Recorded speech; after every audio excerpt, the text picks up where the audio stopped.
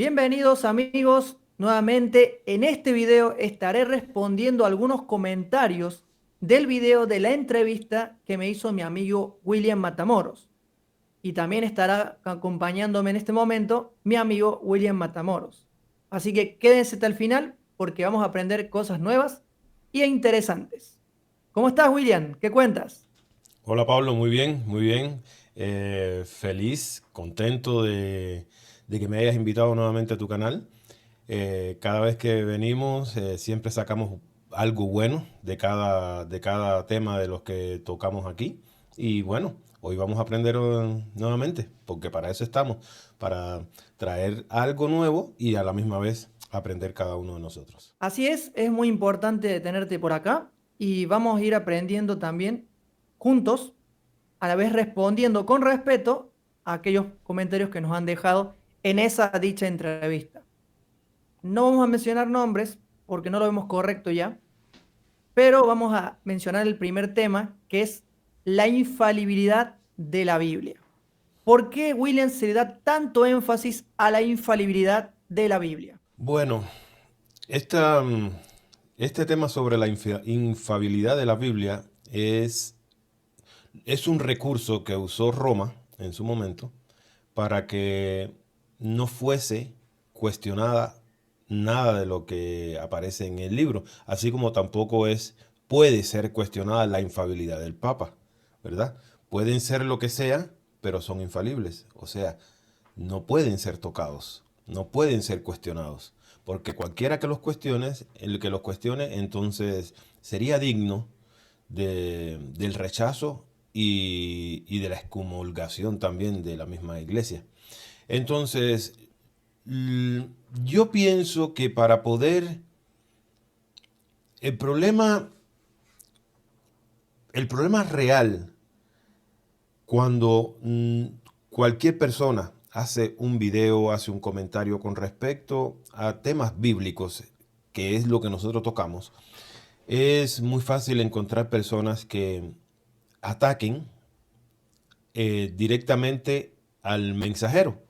No pueden atacar al mensaje porque no lo pueden cuestionar, ¿verdad? Porque no tienen argumentos como cuestionarlo. Entonces directamente tienen que atacar al mensajero. Y creo que eso lo hacen desde un punto o desde la base de la ignorancia. Y no les estamos diciendo que sean ignorantes, pero ignorancia significa escasez de conocimiento o falta de conocimiento. Y eso lo hacen por eso, porque tienen una falta de conocimiento de que lo que se está diciendo mm, es algo con lo que ellos no pueden debatir, simplemente porque no se atreven a ir a investigar y buscar el fondo, a ver si es cierto de lo que está hablando esta persona. Se quedan solamente con lo que aprendieron en su iglesia o a través de su doctrina. Por eso es que se toca el tema de la infabilidad como un recurso nada más de escudo para que no se pueda tocar. Y meten el miedo a través de todo, alrededor de toda esta palabrita, hay un terror y un pánico de un castigo si tú cuestionas aquello que fue tomado como sagrado. Pero realmente, aunque le duela a muchos, hoy lo vamos a decir y vamos a poner algunos argumentos, sin caer mucho tampoco en el tema de por qué es que se atacan al mensajero. Vamos a demostrar por qué nosotros hoy podemos decir claramente que la Biblia no es un libro sagrado, ¿verdad? Y vamos a poner los diferentes puntos. Exactamente, amigo. El primer punto que quiero mencionar es que la infalibilidad de la Biblia viene por el término de la Santa Biblia. Y hay que destacar que la Santa Biblia no se llamaba así. Cuando fue creado la biblioteca de libros, porque eso significa un biblio o Biblia, biblioteca de libros, no fue pensado con el objetivo de que fuera santo al principio, cuando fue creado. Y uno de los propulsores o impulsores de la creación de la Biblia fue Constantino. ¿Puedes contar brevemente sobre él? Bueno, antes de contar de Constantino, primero O mucho creo más para atrás.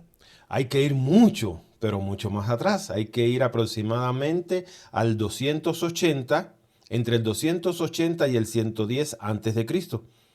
¿Y por qué tenemos que ir hasta allí? Porque es necesario conocer los orígenes de las traducciones.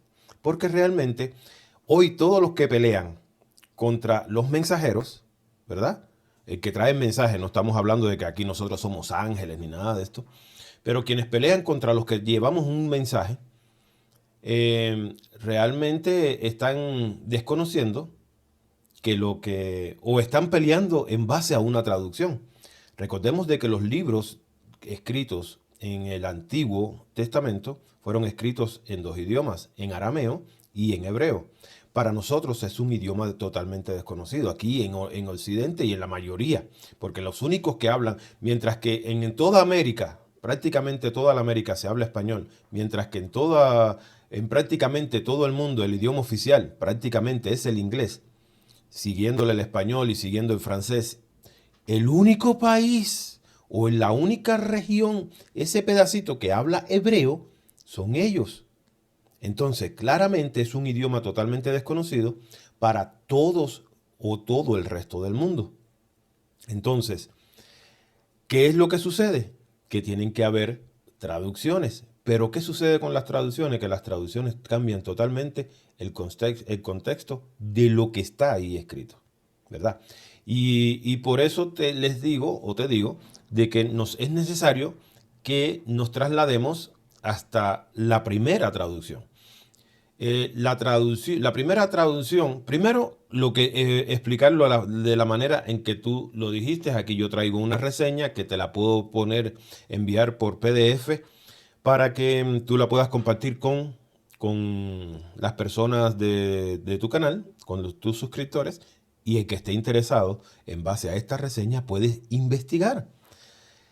Está muy clarita y les doy las fechas, nombres, apellidos para que puedan ir y comprobar, porque ese es el objetivo.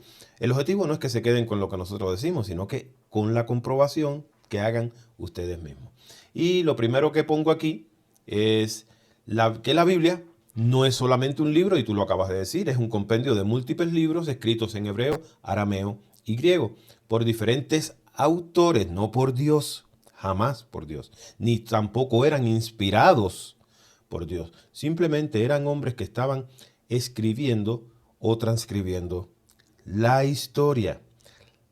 Lamentablemente, y hay que decirlo, la historia del Antiguo Testamento en su mayoría son historias de otros pueblos anteriores al pueblo hebreo, como lo fue el pueblo babilónico, y estos textos babilónicos fueron extraídos de otra historia mucho más anterior, que fue la historia sumeria, de los sumerios. Entonces, su contenido ha sido considerado infalible, así como lo dijiste, por las religiones occidentales, pero históricamente ha sido modificado, traducido y reordenado con fines religiosos. Miren, no es por el interés ni tuyo, ni mío, ni de los feligreses. Ha sido por intereses religiosos e intereses políticos, más que todo. Y como les dije anteriormente, tenemos que irnos hasta la primera traducción que se conoce, que fue la Septuaginta. Esta traducción su ubicación fue en Alejandría, o sea, en Egipto, bajo la autoridad de Ptolomeo II Filadelfo. Y este dio la orden de que 72 sabios judíos, o también se le conoce como los 70, tradujeran los textos hebreos al griego. Pero ahora se sabe de que en realidad esta traducción realmente fue hecha por judíos egipcios, no fue por judíos hebreos, y que lo hicieron de forma separada o independiente entre sí, y además estos intérpretes o traductores vivieron en épocas diferentes a través de lo que fueron por lo menos 2 siglos, entre los años 280 y el 110 a.C.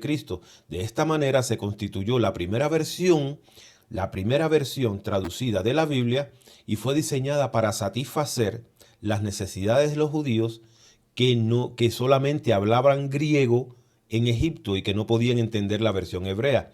¿Por qué? Porque estos judíos vivían en Egipto y ya no hablaban hebreo. Ellos nacieron en Egipto. Entonces, el idioma en el que fue escrito o fue traducida fue en un idioma griego helénico que solamente se hablaba allí en Alejandría porque era un dialecto de Alejandría, en esa zona de Egipto. ¿Cuál era el contenido de esta traducción? Bueno, el Pentateuco, los profetas, los salmos, Eclesiastés, Isaías, Daniel, libros apócrifos, como lo fue la sabiduría, Macabeos, Baruch, Tobías, Judith, etc.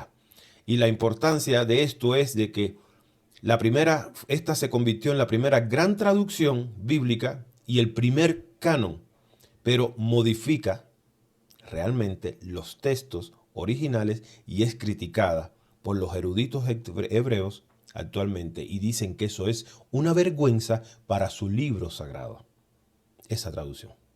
¿Me entiendes? Entonces, tenemos en nuestras manos, porque lo peor de todo es que las traducciones que tenemos actualmente que han llegado a nosotros, los simples mortales, no son sacadas ni siquiera de los textos originales, sino que son sacadas de aquella traducción Septuaginta que los mismos judíos dicen que es una vergüenza, ¿verdad? Nosotros tenemos nuestras traducciones al español, al inglés, al alemán, a todos los idiomas, ¿verdad? Restantes del mundo, son sacadas de la Septuaginta, de una mala, pésima y horrible traducción, ¿verdad? Y realmente eso es lo que nosotros tenemos. Un compendio de libros que fueron mal traducidos en aquella época y que después y que aparte de eso sacan las traducciones actuales, las sacan de esa malísima traducción. Sí, es algo que tenemos que tener en cuenta, muy importante, que también, como dijiste, esto es copia de copia de copia Un y copy y pega. también manipulaciones de los mismos textos y maquilleo, que también tenés un video hablando del tema. Lo que quería destacar yo es que la Biblia fue puesta con el nombre Santa en el Concilio de Roma. Ujú. Allí fue que se dio como dogma infalible, irrefutable, incuestionable la Santa Biblia. La infalibilidad de la Biblia es un dogma impuesto por la autoridad eclesiástica, no algo revelado por Dios. Durante siglos el texto fue editado, traducido, manipulado, moldeado por intereses religiosos y políticos, como tú lo dijiste. Pero ¿cuándo fue esto del Concilio de Roma? En el Concilio de Roma, en 382 después de Cristo, la Iglesia Católica fijó que libros eran inspirados, excluyendo otros como textos gnósticos y apócrifos. Ujú. Sí, yo quería ampliar sobre eso un poquitico porque ese concilio de Roma, en ese mismo concilio de Roma, es donde se trae una nueva edición. Pero esta fue la quinta vez en que es trastocado estos textos. Fue la quinta. Hay anteriores todavía. Y y ya que tú lo tocaste y lo trajiste al tema, esto fue en el año, como dijiste, 382 después de Cristo. En ese momento era el Papa Dámaso I quien estaba gobernando lo que era la nueva religión. ¿Cuál fue la orden? La orden fue compilar un canon oficial con 46 libros del Antiguo Testamento, incluso metiendo ahí los deuterocanónicos y los 27 del Nuevo Testamento. ¿Quién fue su traductor? San Jerónimo. O sea, Jerónimo fue quien lo tradujo. El nombre San o el adjetivo San se lo ponen ya después cuando lo canonizan. Y el nombre de esta traducción es la Biblia Vulgata o Biblia o edición divulgada. ¿Y en qué idioma? En latín. Ahora, ¿cuál fue la crítica? Que no fue traducida del hebreo o arameo original, sino desde el griego, o sea, de la que ya había sido manipulada anteriormente, así como lo dije hace un momento atrás. ¿Tenemos entonces realmente en nuestras manos algo fiable? Me gustaría, si me das la oportunidad, de que hablemos de las anteriores movidas que hicieron con estas traducciones, ¿verdad? Y la primera, como dije anteriormente, fue la traducción de la Septuaginta. La segunda, bueno, perdón, más bien fue la cuarta la que tú mencionaste. La segunda fue el Sínodo de Yamnia, que fue aproximadamente en el año 90 después de Cristo. ¿Y dónde fue este sínodo? Este sínodo fue en Israel. ¿Y qué sucedió? Bueno, que los judíos establecen un segundo canon oficial y a este le llaman la Tanaj o protocanónico. Pero ¿qué fue lo que pasó ahí? Que los judíos agarran y excluyen deliberadamente libros como Edith, Baruch, Macabeo, Sabiduría, Tobías, entre otros. Y arrancan totalmente, ¿verdad? Excluyen totalmente a las enseñanzas de Jesús, que ya venían los nuevos cristianos o la iglesia primitiva, venía hablando de las enseñanzas de Jesús. Ellos agarran y niegan a Jesús totalmente como un profeta o como Mesías y arrancan todas sus enseñanzas totalmente de ahí, de ese canon. No las meten, no las incluyen, o sea, quedan totalmente anuladas. Ahora, van a haber algunos que van a decir, no, pero es que ese sínodo no ocurrió tal como dicen. Eso es mentira, porque lo buscan en la Wikipedia, ¿verdad? Y porque hubieron algunos estudiosos como William Neville Christie, era un estudioso que nació en 1925 y cuestionan la existencia de este sínodo, pero él era un estudioso de la iglesia bautista. Lógicamente, ¿sería confiable que un estudioso de la iglesia protestante se oponga o diga de que no existió este sínodo? Creo que tiene lógica, ¿me entiendes? Porque eso es otra tapadera para ocultar tantas manipulaciones dentro del libro que ellos consideran como sagrado. Luego aparece el Concilio de Nicea en el año 325 después de Cristo, que es convocado por el emperador romano Constantino. Su ubicación fue en la actual Turquía, que era donde se ubicaba Nicea. El evento clave es que es ahí donde nace oficialmente la nueva Iglesia Cristiana Católica. ¿Y qué fue lo que sucedió? El problema que estaba sucediendo en el momento era que las provincias estaban revueltas. Las provincias de Roma, incluyendo Israel, porque Israel era parte de una de las provincias de Roma. Y estaba todo revuelto porque había aparecido un grupúsculo de gente, de hombres normales del común, pescadores, carpinteros, o sea, gente del común, que estaban hablando sobre un hombre que estaba cambiando la historia, y eran las enseñanzas de Jesús. Y entonces las provincias de Roma se encienden, se arma un caldeo tremendo, y es necesario, o Constantino ve necesario, hacer un concilio para de esta manera crear una nueva religión que pueda unir a las provincias, porque Roma permitía que cada una de sus provincias libremente pudieran adorar a sus dioses. El problema es que cuando aparece el cristianismo o la iglesia primitiva, se forma una revolución y empieza a cambiarlo todo. Y se forma un revolú tremendo entre todas las provincias de Roma, y esto tiene que pararse de alguna manera. Y la única manera de pararla era eliminando esto de raíz. ¿Y era cómo? Si el conflicto era o el problema era por cuestiones religiosas, entonces había que establecer una sola religión, ¿verdad? Y eso fue lo que sucedió.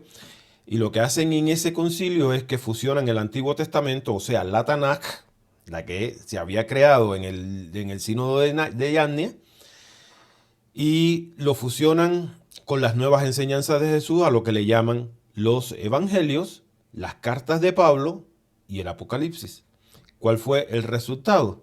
Bueno, una contradicción totalmente, ¿verdad? Una contradicción teológica, porque al mezclar las enseñanzas el Dios del pueblo hebreo, ¿verdad? Un tipo celoso, vengativo, ¿verdad? Que mandaba asesinar todo lo que no le cuadraba, la empiezan a mezclar con el Dios de amor que predicaba Jesús. Entonces lo que tenemos en nuestras manos, aparte de un libro totalmente manipulado, es un libro contradictorio. Al mezclar estas enseñanzas entre un Dios celoso que celaba aún hasta los árboles porque crecían demasiado altos, y como podemos ver en la visión la supuesta visión de Daniel, donde Jehová manda cortar todos los árboles gigantes, y estas enseñanzas, bueno, y te digo de que todo esto es también cuestionando si las historias son reales, ¿verdad? Porque esta es otra cosa que hay que dejar clara. Nosotros hablamos del documento bíblico y hablamos de sus historias, eh, concluyendo de que sea real, pero también es algo que es cuestionable. Y entonces esta mezcolanza entre el Dios hebreo con el Dios de amor de Jesús lo que trae es una contradicción. Entonces por eso vemos gente que en la iglesia te dice, no, es que Dios es fuego consumidor, pero es amor, pero también fuego consumidor. Eso es algo que sacan del nuevo y del antiguo, ¿me entiendes? O es una cosa porque dice el mismo texto bíblico que de una sola fuente no pueden salir dos tipos de agua, ¿me entiendes? Entonces, o es fuego consumidor o es amor, una de las dos, pero no puede ser las dos a la misma vez. Entonces eso es lo que ocurre en el concilio de Nicea, una transgresión total y nada, la mezcolanza que es lo que tenemos hoy en día. Luego aparece el concilio de Roma, que fue el que tú mencionaste, y más adelante hay una reforma bajo el mandato de Alfonso X o Alfonso el Sabio. Esto fue en España. Ya esto nos toca un poquito más a nosotros porque hablamos esta lengua.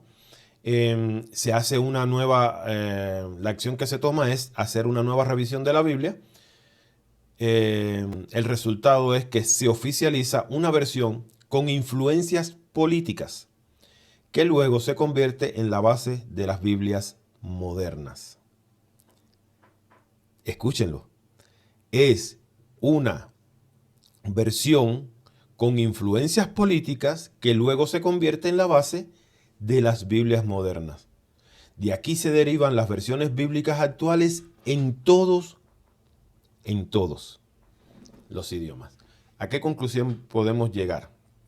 Con esto, este pequeño fragmento que acabamos de mencionar de las diferentes modificaciones. Hay más, pero traemos las más importantes.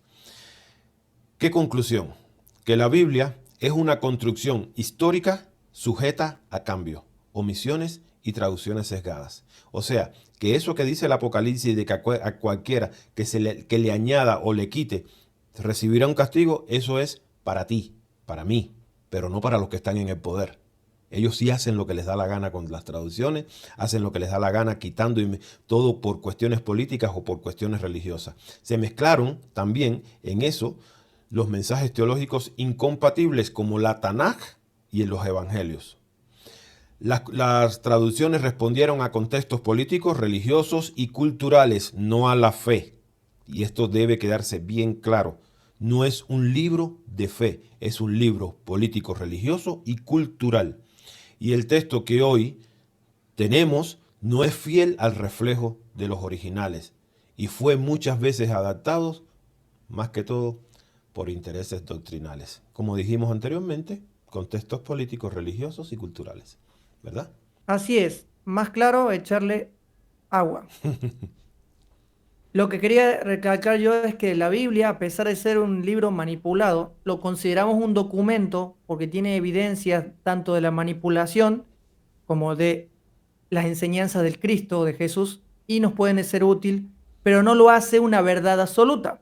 Hay muchos otros documentos que también nos dan un poco de verdad o algo de verdad para poder formar nuestra verdad o nuestra eh, despertar interior, porque ese fue el objetivo realmente los mensajeros del pasado.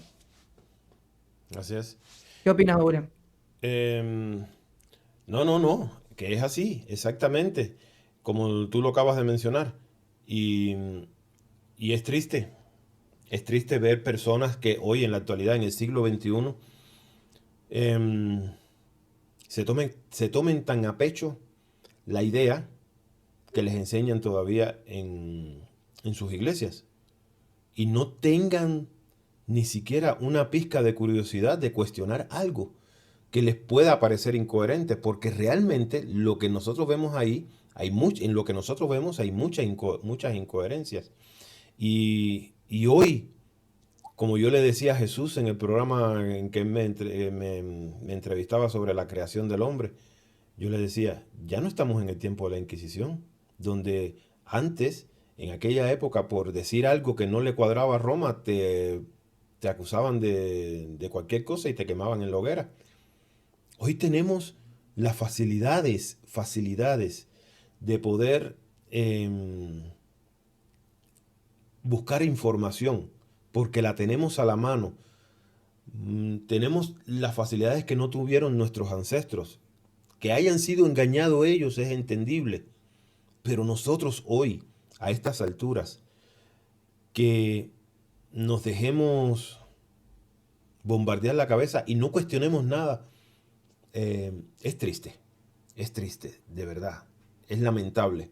Y es más triste todavía cuando eh, atacamos a alguien solo porque no piensa como nosotros o no piensa como nos enseñan dentro de el lugar o el contexto religioso al cual pertenezcamos.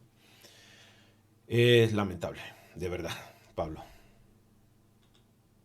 Es lamentable y triste, pero eso es lo que se llama hoy la época de la cancelación o de la funa, como se dice ya en las redes sociales.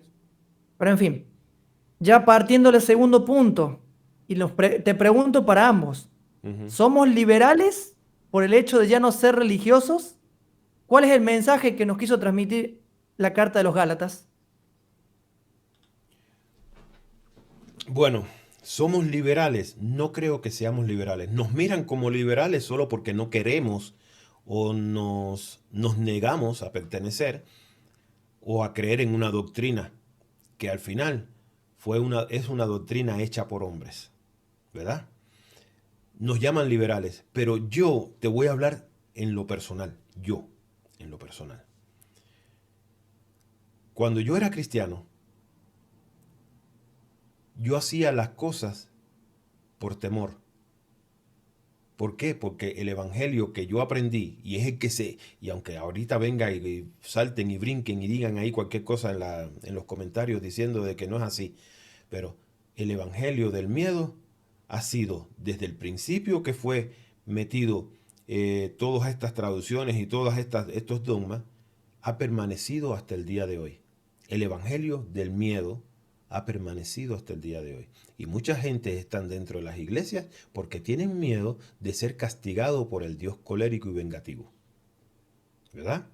Porque si no hacen lo que Él dice, entonces van a ser castigados. Y el miedo ha permanecido. Y están ahí por miedo. No lo hacen porque tengan un sentimiento de agradecimiento hacia Dios o hacia la creación, sino que lo hacen porque están chorreados del miedo de que algo les pueda pasar si ellos se escapan o se atreven a, a cuestionar algo de la fe, de la supuesta fe. No somos liberales, somos libres. Jesús dijo, conoceréis la verdad y la verdad te hará libre. ¿Cuál es la verdad? Mientras que en la iglesia te dice, cuando tú haces esta pregunta, te responden con una superficialidad tremenda y te dicen, Jesús es la verdad. Eso es mentira. No es Jesús la verdad. La verdad fue la que trajo Jesús, que fue el desenmascaramiento del Dios del Antiguo Testamento. Vino a abrir tu mente, vino a despertar tu conciencia a través de un mensaje para que te dieras cuenta de que habías sido engañado. Esa es la verdad. ¿Entiendes? Y con respecto al mensaje de Gálatas, bueno, no es tan difícil de entenderlo así si lo hablamos rápidamente. Los judíos, los cristianos judíos tenían en su mente o tenían la percepción de que solamente las personas que se convirtieran al judaísmo podrían salvarse, ¿verdad? A través de las enseñanzas de Jesús. Pero Pablo deja bien claro de que no hay que ser judío para salvarse. Si no, nosotros todos estaríamos embarcados, los que vivimos aquí en Occidente, estaríamos embarcados literalmente. Pablo deja un mensaje bien claro de que no es necesario ser judíos y yo creo que tú podrías ampliar un poquito más al respecto. Por supuesto, lo voy a ampliar. Y bueno, sí, como está diciendo William, el mensaje de los Gálatas es la libertad del Cristo, la libertad de la conciencia, la libertad de no estar enfrascados o encerrados en un sistema, ya sea político, religioso o el que sea, y destruir todo el dogmatismo, toda la liturgia, todo el ritualismo que había en el tiempo de Pablo con el judaísmo y todas las costumbres del Dios impostor, y bueno, que eso ya lo hemos hablado. Y el mensaje cuando dice que somos libres en Cristo, quiere decir que somos libres, no que somos libres por una doctrina. Somos libres por un conocimiento y por una enseñanza que viene de nuestros ancestros. El mensaje de Pablo fue contra el legalismo, porque la ley de Moisés no salva, no libera, sino que esclaviza. Así es, así es. Y ese es el mensaje principal de Jesús. No es la letra la que te salva. La letra está ahí para que conozcas la historia, pero no es la letra la que te va a salvar. Quien te va a salvar eres tú mismo, cuando hayas formado el Cristo dentro de ti. ¿Por qué? Porque ¿qué es lo que hace la religión? ¿Qué es lo que hacen los dogmas? La religión lo que hace es que te pone al Cristo, te lo pone aquí afuera, para que tú lo veas y lo adores. Cosa totalmente errónea. Pablo dice no estoy seguro, tú me vas a corregir, no estoy seguro si es en Gálatas 4:19 o en Efesios 4:19, que él dice, hijitos míos por los cuales sufro dolores, hasta que el Cristo sea formado en cada uno de ustedes, o en vosotros, según la versión Reina Valera, hasta que el Cristo sea formado en ustedes. ¿Está hablando de un hombre? No, está hablando de una condición. El Cristo es un estado de conciencia al cual todos debemos llegar o todos debemos alcanzar, ¿verdad? Cuando se menciona de que al final es la llegada o la segunda venida del Cristo, es a eso a lo que se está refiriendo, a esa formación del Cristo en las personas o un grupo de personas, y esa es la segunda venida del Cristo. Es mi percepción, ¿verdad? Ya veremos los comentarios cómo van a comernos con esto. Pablo. Seguro nos van a comer vivos algunos, quizás no, pero no hay problema, amigo. Acá estamos para afrontarlo. Sí, lo que está diciendo creo que está en Gálatas 4. No quiero dar mucho spoiler porque hemos comenzado con mi esposa una serie de podcast en audio sobre la carta de los Gálatas y ahí vamos a explayarnos un poco más. Por eso no quiero dar mucho más spoiler, pero yo solamente quería dar énfasis en la esencia de la carta a los Gálatas, porque esa es una de las citas bíblicas que me citaron con respecto a la libertad y libertinaje. Y la libertad no es libertinaje. Y el libertinaje también es un poco exagerado en el círculo cristiano decir, o los religiosos, el libertinaje. Solamente somos libres de dogmas. Y eso le llaman libertinaje. Claro, Con todo respeto se lo digo. sí, exacto, exacto. Ese es el problema. Pero fíjate cómo son, o cómo es. Cuando se está dentro de una doctrina, ¿verdad? Dentro de una iglesia, tú tienes deseos de porque allí todo es prohibido. Hay una prohibición total para todo, ¿verdad? Entonces, si haces X cosa, eso es malo. Si vas a la playa, es malo. Si quieres agarrar, es malo. Todo es malo. Cuando entonces tú vienes a ver, tú estás encerrado en una burbuja donde no te puedes mover porque todo es malo. Pero cuando tú llegas a cuando tú sales del adoctrinaje, te das cuenta de que hay un mundo afuera. Un mundo o una creación que nos fue dada y no podemos disfrutarla porque estamos encerrados en dogmas, ¿verdad? No podemos disfrutar de la naturaleza porque no, es malo. Y estoy poniendo ejemplos así, superficiales, pero muchas personas saben a qué me estoy refiriendo, ¿verdad? Como el panteísmo. Es algo así, sí, algo así. Que nos dicen de que porque abrazamos un árbol o que tenemos contacto con la naturaleza o nos conectamos con lo natural, estamos siendo panteístas. O por el Exacto. simple hecho de decir que Dios es la creación misma, también nos dicen panteístas. Y quiero Ujú, dejar algo claro antes de pasar al tercer punto, que no creo que el panteísmo esté tan alejado de la realidad. ujú. Exacto. Así es. Porque solo hay que fijarse en algo. Como a nosotros nos enseñaron de que Dios es alguien, entonces tenemos en nuestra percepción a un tipo sentado en un trono con una barba blanca, con un palo al lado, que está ahí con el oído atento, esperando a tus rezos, a tus oraciones y que esté y muy pendiente sobre todas las cosas a lo que tú hagas, a tus actuaciones. Si actúas mal, está con el la vara ahí para castigarte, pero si actúas bien, entonces está ahí para ser muy benevolente. Entonces esa es la percepción que tiene el cristianismo de lo que es Dios, un alguien. Pero cuando Jesús viene, y ahora los voy a poner que se confronten ustedes mismos con sus dogmas. ¿En quién van a creer? ¿En quién creen ustedes? ¿En el Dios del Antiguo Testamento o en Jesús el Cristo?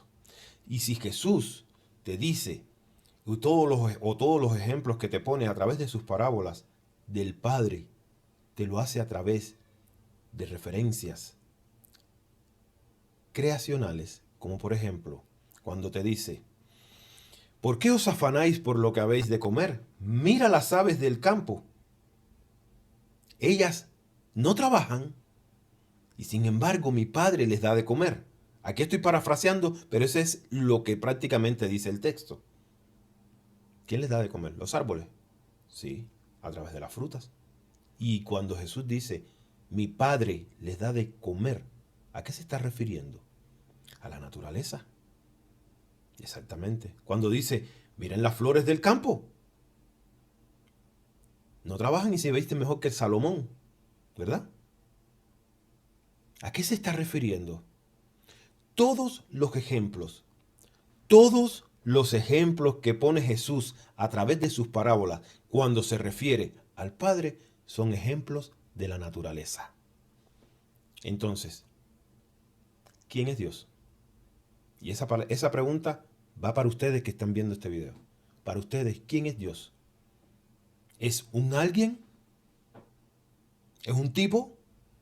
Como el que apareció allá en el Antiguo Testamento, que tenía una forma y que tenía una apariencia, que hablaba con ellos, con su pueblo, el que había que moverle la caquita cuando iba a pasar por el campamento, había que mover la caca para que cuando él pasara, no se topara con una de esas minas.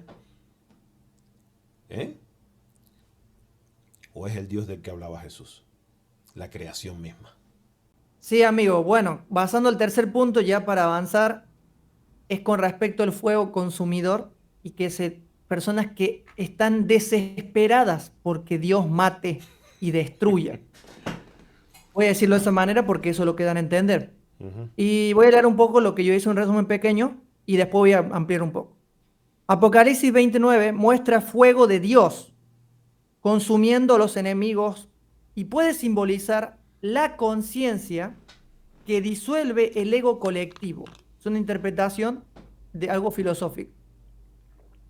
También representa que el fuego ese es una transformación interna, o sea que no es algo que destruye, sino que es algo que restaura, al humano a su estado original. Y el otro ejemplo que se me tocó, que es la palabra profética más segura, que también Pedro luego entendió a qué se refería con el Cristo interno, porque dice de que, de que hasta que el lucero de la mañana resplandezca en vuestros corazones. Cuando está hablando del lucero está hablando del Cristo, pero no del Cristo Jesús, sino el Cristo interno. Bueno, una explicación más lógica sería que este texto habla de la profecía como luz en la oscuridad ante el lucero, Cristo interno, nazca en vuestros corazones. Ese fuego, en la corriente panteísta, quería explicar algo del fuego consumidor. En la corriente panteísta el fuego y esa luz está dentro de cada uno, no viene de fuera. Eso quiere decir que es una transformación del viejo hombre al nuevo hombre al nuevo humano, ¿no? Vamos a hablar de forma metafórica, ¿no? El enfoque gnóstico, que es de los primeros cristianos, que doy fe de eso, es que la profecía no es predicción de eventos, sino el después de la conexión dormida, o sea, el despertar de la conciencia dormida. Cuando se cumple esa profecía de la segunda venida del Cristo, es el despertar de la conciencia colectiva. El lucero no viene del cielo, nace en tu pecho cuando te liberas del miedo. En otras palabras, amigos, el fuego de Apocalipsis, desde mi perspectiva, es un fuego que va transformando el corazón. Y yo lo veo más llevado a lo que es el origen o la fuente de la creación, que es el amor puro o la luz. Y esa luz, cuando despierta en tu corazón, despierta en tu espíritu, va destruyendo todo lo malo hasta que llegas a que el Cristo resplandezca. ¿Te acuerdas que también Pablo dijo de que Cristo en ti, la esperanza de la gloria? Ujú. Obviamente estaba diciendo, parafraseando, que cuando el Cristo sea formado en nosotros, volveremos a nuestra condición original. Así es. ¿Quieres decir algo con respecto a Apocalipsis o? Bueno, el fuego no solamente sirve para quemar y para matar gente, señores. El fuego también sirve para comer, nos alimenta, porque con él podemos cocinar, nos calentamos en el invierno. Entonces, no piensen solamente de que el fuego es utilizado solo para matar, porque eso lo aprendieron. Mira, to- las religiones están basadas en lo que aprenden. ¿Y quién es su maestro? ¿Verdad? Porque se habla mucho del amor de Jesús, pero poco se practica ese amor de Jesús. Cuando alguien habla o dice o actúa contrario a lo que a ellos le enseñaron, entonces rápidamente no se acuerdan del amor de Jesús en ese momento para ser compasivos con estos, con aquellos que no piensan igual que ellos, en ir y decir, no, mira, mi hermano, mira, yo creo que esto que tú estás pensando, no, no, rápidamente se van a la violencia, pero a la violencia que aprendieron del Antiguo Testamento, del Dios aquel, que ese sí es un hombre de verdad, un hombre de carne y hueso. Ese era un hombre que con sentimientos, por eso era tan bipolar, ¿verdad? Que por momentos estaba bien, pero por momentos no creía ni en su propio pueblo. Aquel que supuestamente cree en ustedes, como religiosos, que él escogió, ¿verdad? Pero no tenía ni siquiera compasión con él. Entonces ustedes aprendieron, esa violencia la aprendieron de ese Dios. Y entonces, ¿qué sucedía cuando alguien pensaba diferente? Cuando un pueblo, que no eran naciones, hay que dejarlo claro, los pueblos contra los que peleaba Israel no eran más que sus hermanos, sus primos, sus tíos, sus sobrinos, ¿verdad? Entonces, ¿qué sucedía? Cada vez que una de estas personas o de estos pueblitos o de estas comunidades se enfrentaban o se oponían a una orden o violentaban una orden de las que decía Yahvé, ¿cómo terminaban? Todos exterminados. Entonces esa violencia la aprendieron de ahí.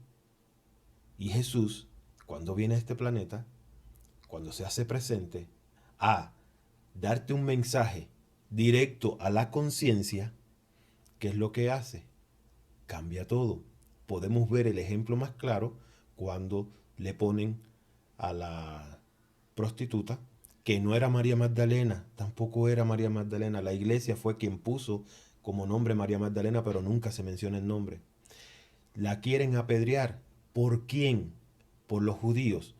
Pero ¿por qué la quieren apedrear y cómo confrontan a Jesús? Le dicen, la ley de Moisés dice que ella debe ser apedreada. ¿Verdad? O sea, un acto violento hasta la muerte, ¿verdad? Debe ser apedreada hasta la muerte. ¿Pero qué dices tú? Le preguntan. Entonces Jesús, para no entrar en confrontación, solo deja algo a la conciencia. Y todo el mensaje de Jesús a través de los evangelios es un mensaje a la conciencia, ¿verdad? A tu estado de conciencia, para despertarlo.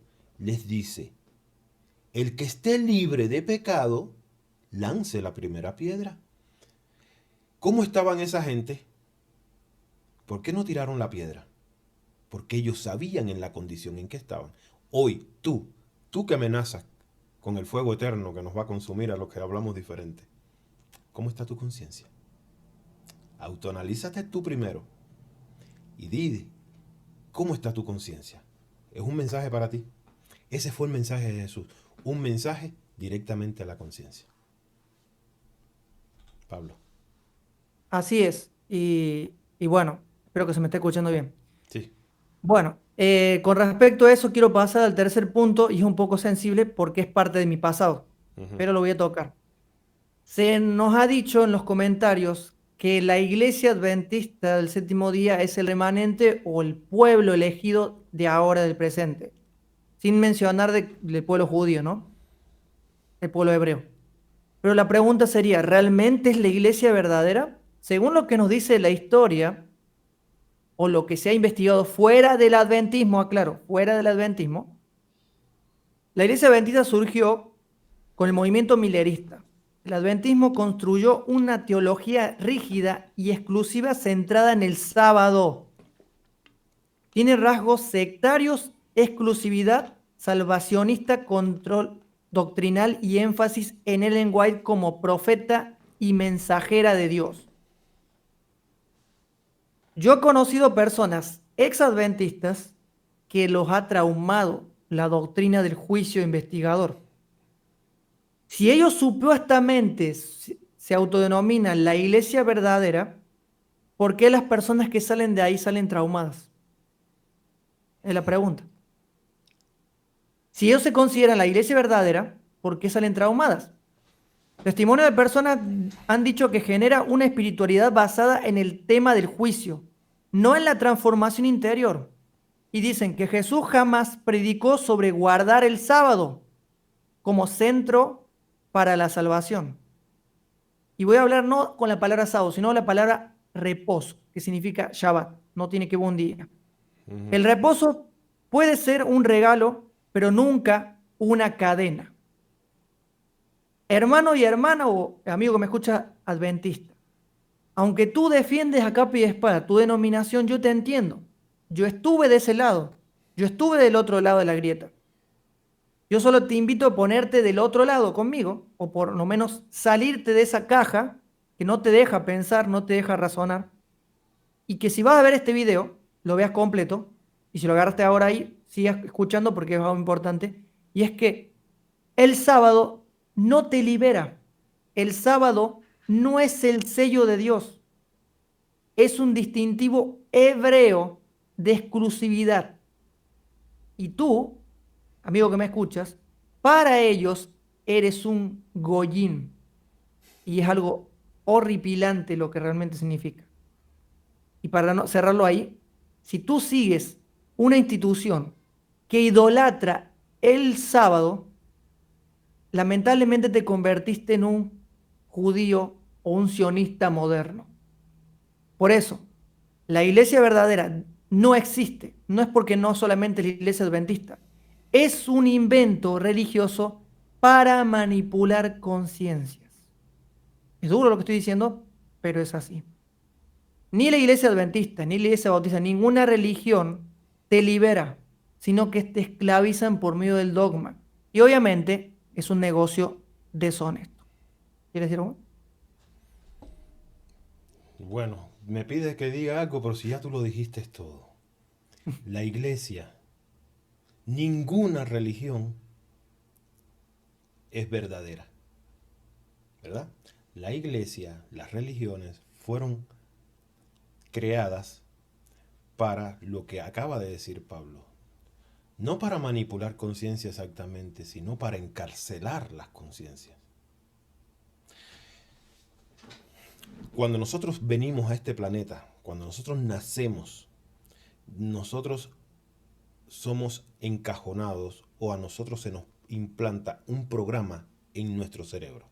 ¿Cómo comienza ese programa? A través de patrones culturales por nuestros padres, porque ese programa a ellos también se lo implantaron. Entonces, lo primero que empezamos a aprender son patrones culturales, los tipos de comida, ¿verdad? Empezando por la alimentación, por el entorno, y luego, a medida que vamos creciendo y vamos conociendo el tema de Dios, entonces es otro programa que es puesto en nuestro cerebro, pero depende del lugar en que hayamos nacido. ¿Me entienden? Si nosotros nacimos en Occidente, por lógica, lo que tenemos aquí, para la mayoría, es el cristianismo, ya sea en sus diferentes denominaciones como católico, adventista, metodista, evangélico. Es un paquete, es un programa que fue puesto, implantado, porque es a la región a la que nosotros pertenecemos. Entonces ese programa es el programa cristiano. Tú, aquí, va, va.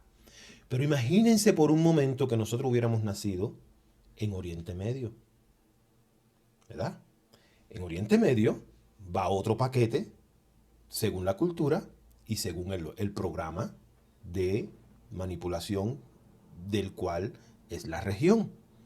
Y ese programa es implantado. Ellos también tienen como religión que esa es la verdadera. Como nosotros aquí en Occidente tenemos que la religión cristiana es la verdadera y dependiendo de la denominación, esa es mi iglesia verdadera, mi iglesia escogida. No sé si me estoy dando a entender. Entonces, realmente no hay un Dios que escoja a un pueblo, ¿verdad? O hay Dios, bueno, estos personajes, como ya lo hemos explicado anteriormente, y no lo vamos a volver a caer en el mismo tema, a ellos se le dieron familias a las cuales proteger, de las cuales se iban a encargar. Y eso fue no hay más. Aquí nadie escoge a nadie. Por eso cuando Jesús viene directamente dándote un mensaje a la conciencia para que rompas el esquema de lo escogido. Ya tú no eres escogido. Aquí nadie es escogido. Si no, pongamos el ejemplo mucho más claro que tenemos nosotros, los padres. ¿Verdad? Yo en mi caso tengo 7 hijos. Si yo, siendo humano, que no soy un Dios, que yo no soy Dios, que yo no soy, y soy humano, que tengo miles de errores. Yo entre mis 7 hijos no tengo acepción de ninguno. Para mí los 7 son iguales. A los 7 los amo. Que hay un poco de afinidad con uno, pero no afinidad porque, vaya, por ejemplo, yo tengo mi hijo mayor que tiene 28 años. Yo puedo hablar con él temas que no puedo hablar ni con mi hijo Michael ni con mi hijo William, porque uno tiene 8 y el otro tiene 6. Entonces, lógicamente, lo que yo hablo con Axel no lo puedo hablar con William ni con Michael. Ni lo puedo hablar ni con Michelle, ni con Camila, ni con Gabriel, ni con Montserrat. ¿Me entiendes?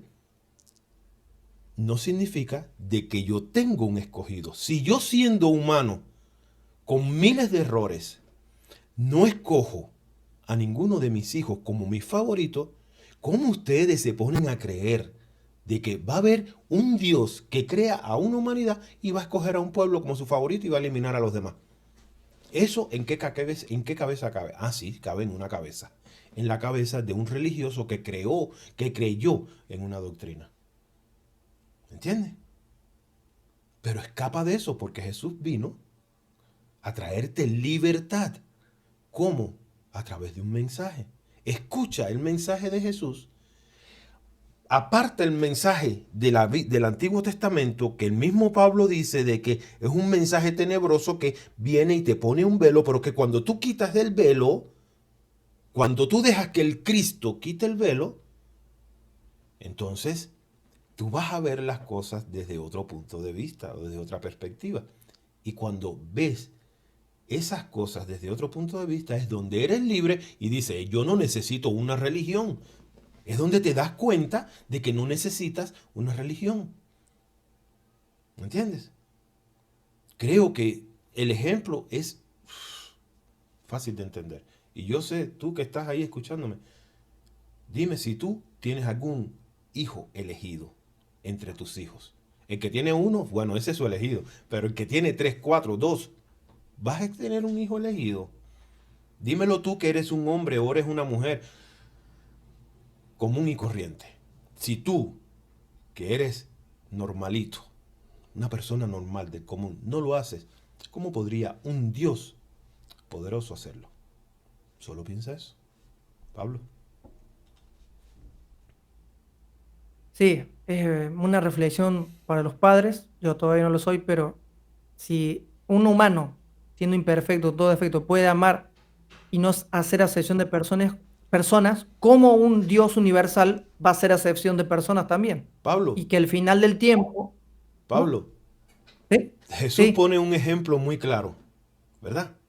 Dice, Ah, si ustedes siendo hombres, un hijo le pide un pedazo de pan, le van a poner una serpiente.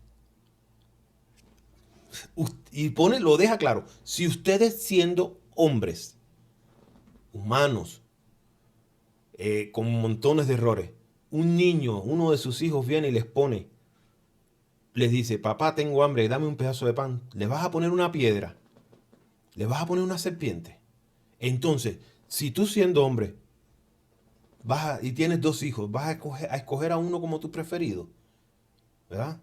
Solo porque el otro no coincide con o no tiene química contigo. No, nosotros los padres no somos así. Ujú. así es, amigo. Y bueno, yo sé que se hizo largo el video, pero unos últimos puntos. Y lo que quería hablar ya en profundidad era lo que es la marca de la bestia. Me gustaría que hagamos un programa solo de eso contigo.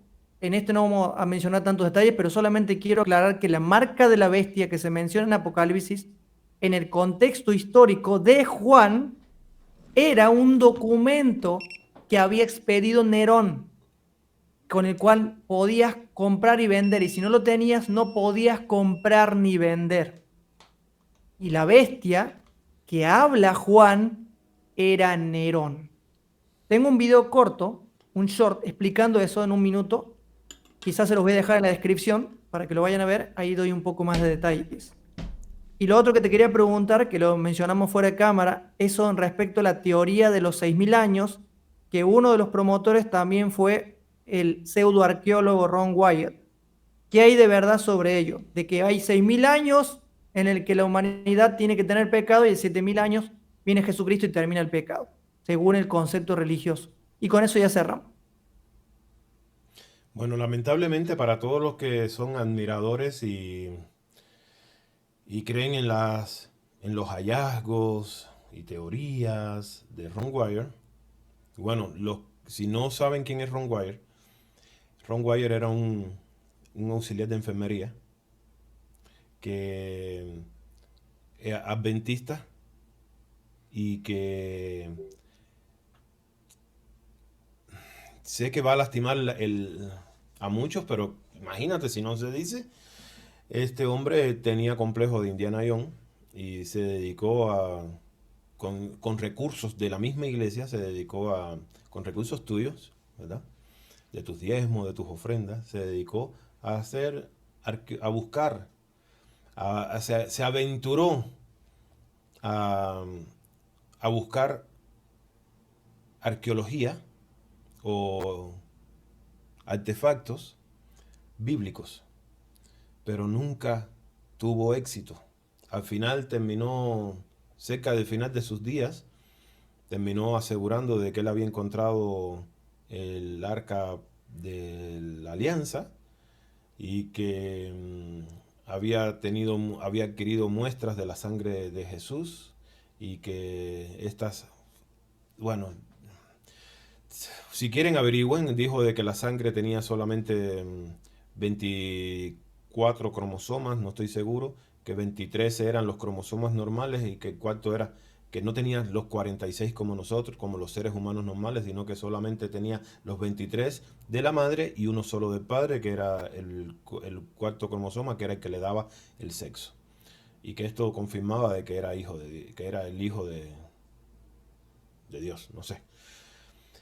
Y murió creyéndoselo, ¿verdad? Hasta sus últimos días murió creyéndose eso, pero las evidencias o la falta de evidencia nos ponen a pensar de que no, que el tipo no estaba bien, no estaba bien. Y creo que lo de la teoría de los 6.000 años también. No llevamos aquí 6.000 años, ya lo hemos hablado en otros videos, no llevamos aquí 6.000 años, llevamos miles y miles y miles y miles de años aquí, ¿verdad? Mucho antes de que llegara tu Dios, en ese que tú crees, ese que te dice de que puedes mandarnos al fuego eterno, ese. Nosotros estamos aquí antes de que llegara Él, ¿verdad? Entonces creo que estaba equivocado Pablo.